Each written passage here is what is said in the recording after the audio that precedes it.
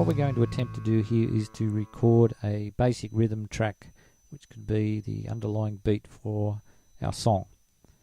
So to do this, first of all, we need to change the instrument here from a piano. Now I'm going to double click, and that opens up our track instruments. Go to drum kit and rock kit, and so I now hide that, and we can see over here that rock kit was selected. The next thing I'm going to do is put a check next to count in. The idea of that is that will give me 4 beats so at the start, so I can hear the speed which we're going to be recording. To do the recording, I'm going to use musical typing, and we can see here a representation of a keyboard, and I can slide this up and down. Now in this position here, the letter A is the bass drum. If that was up somewhere else, A would have a different sound, but in that position there, A is the bass drum, D is the snare drum.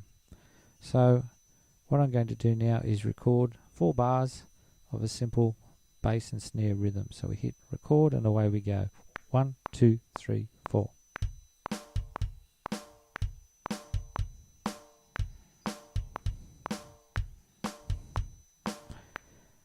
And stop.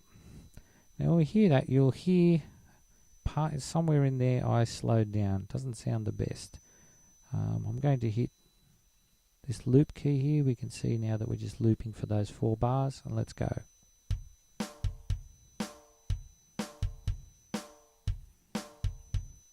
There's the bad part. Okay, so let's stop and get rid of the keyboard out of the way, and we're going to come over here now, and we're going to do the view hide track editor. So we want to view the track editor, and here we can see representation of the sound. So if we play, so we've got the bass drum here and the snare drum, and we can actually see that this isn't quite right.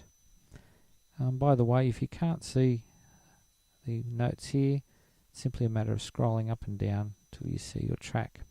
So what I'm going to do now is come down and select the timing and go by 1/8 notes, and we see the notes just shift slightly. So let's have a listen to it now.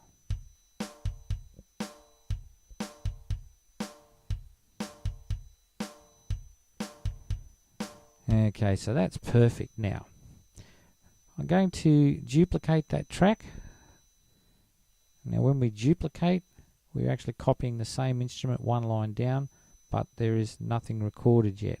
What I want to record is some hi-hat, open hi-hat. So from memory, that's the Y key,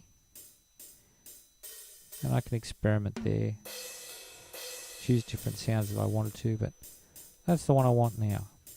So I'm going to record that into the second track, and we can see here that the second track is highlighted, so that's the one that's going to record. Rewind to the beginning and start recording. 1, 2, 3, 4.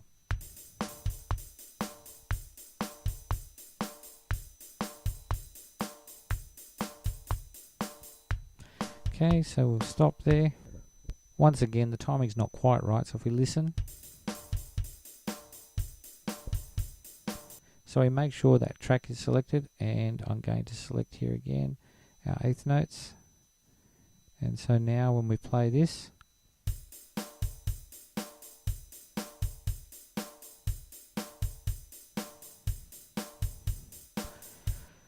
so now we've got these sounding absolutely perfect. Well, perfectly in time anyway. Now if I want to extend this, first I'm going to turn the looping off, but I can come up here, and if I go to the top of the track and drag it, let's drag that out for 12 bars there, and do the same here and drag that out. So now I've got a rhythm track which I can use as the basis of my recording.